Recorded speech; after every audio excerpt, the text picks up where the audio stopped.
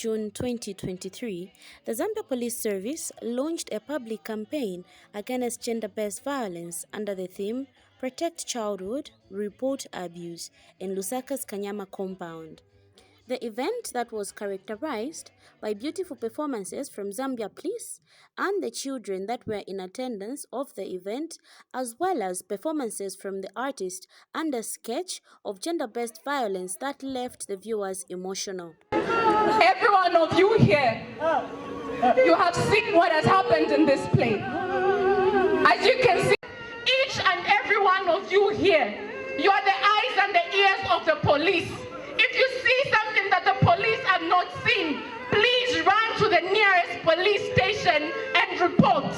The event was graced by various dignitaries such as the United Nations Development Partners UNDP, a delegation of the Scottish Police Service, the Non-Governmental Gender Organizations Coordinating Council Board Chairperson, Ms. Beauty Katebe, the Executive Director, Ms. Anbewe Anamela, and the member organizations. NGOCC is a network of civil society organizations that has been at the forefront of promoting gender equality and women's empowerment in Zambia since its establishment in 1985. Inspector General of Police, this year we are proud to celebrate 40 years of tireless advocacy. From our humble beginnings as a coordinating platform, we have grown to become a leading voice of the women's movement in this country. Over the decades, we have consistently advocated for reforms to laws, policies, and societal practices that disadvantage women and girls. We have worked hand in hand with the civil society, the church, traditional leaders, government institutions, and other cooperating partners in championing gender equality. We are therefore honored to be part of today's launch, an initiative that aligns with our ongoing campaigns to end GBV, child marriage, and teenage pregnancies, not only in Lusaka, but across all provinces of Zambia. Ladies and gentlemen, raising awareness about GBV remains one of the most effective strategies for prevention and support. As we have often said, we cannot end GBV if our communities are not sensitized about what it is, its impacts, and where help can be found. To meaningfully combat GBV, we must enhance knowledge, strengthen collaboration, advocate for stronger policies, and foster a culture of respect, equality, and accountability. Women and girls must have safe platforms to speak out, and survivors must feel supported to break the silence without fear of stigma. Importantly, we must go beyond awareness. We need a comprehensive, coordinated, and community-led approach to prevention. The continued increase in GBV cases indicates that traditional strategies have not yielded the intended results. It is time to re-evaluate our collective efforts and introduce innovative, community-driven, and evidence-based solutions. We acknowledge and commend the growing commitment by the Zambian government and stakeholders to address GBV. The increased number of reported cases, while concerning, simply indicates growing awareness and willingness to seek justice, an encouraging sign that our collective sensitization efforts are taking root. However, significant challenges remain. 1, low awareness in some communities. 2, weak prevention and support mechanisms. 3, limited resources and resources for GBV response, and inadequate enforcement of laws and policies, just to mention but a few. That is why we are particularly excited that this campaign is being launched right here in Kanyama compound, a community that represents the heart of the people.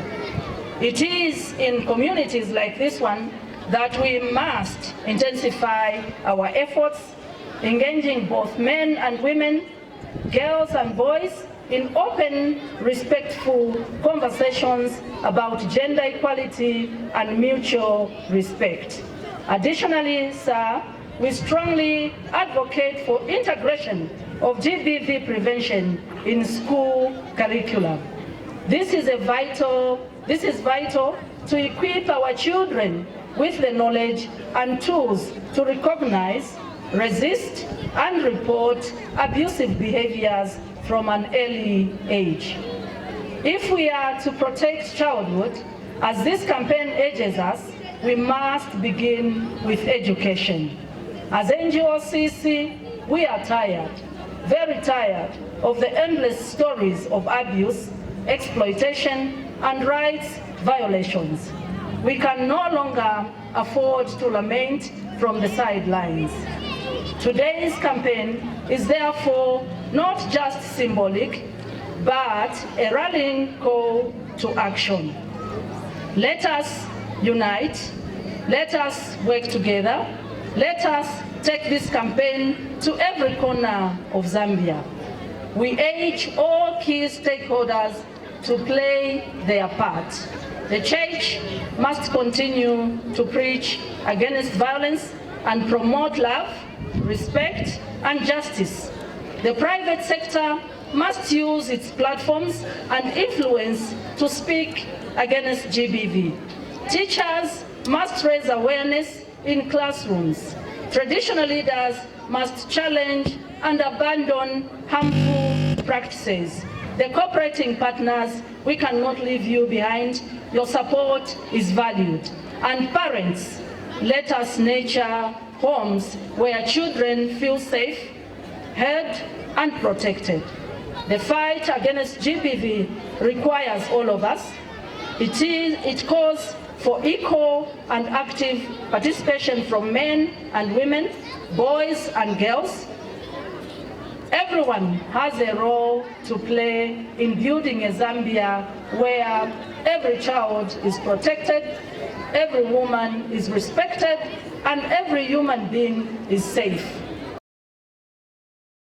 Meanwhile, the Zambia Police Service Inspector General, Mr. Grafael Musamba, commended the Non-Governmental Gender Organizations Coordinating Council and its continued effort in raising awareness against various forms of gender-based violence. I also wish to recognize and thank the Non-Governmental Gender Organizations Coordinating Council for their unwavering partnership with the Zambia Police Service.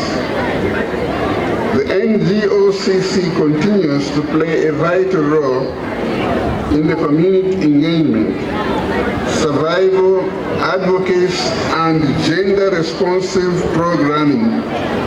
Your collaborations remains instrumental in our national efforts to prevent and respond to gender-based violence, and further ensures that the voices of women and children are heard, respected, and protected. And Gender Division Permanent Secretary, Ms. Mainga Kawika, urged members of the community to refrain from indulging in vices such as rape, defilement, sodomy, and incest. Say no to rape cases. All those men who rape children in our communities, in our homes, we say no to you. We say no to sodomization. Those men who sodomize boy children, we say no to you. We say no to child pregnancies. We say no to incest. The parents, fathers, grandfathers, uncles who sexually abuse small children in their homes, We say no to you, and we say the law is going to visit you. We also say no to child marriages. This is unacceptable.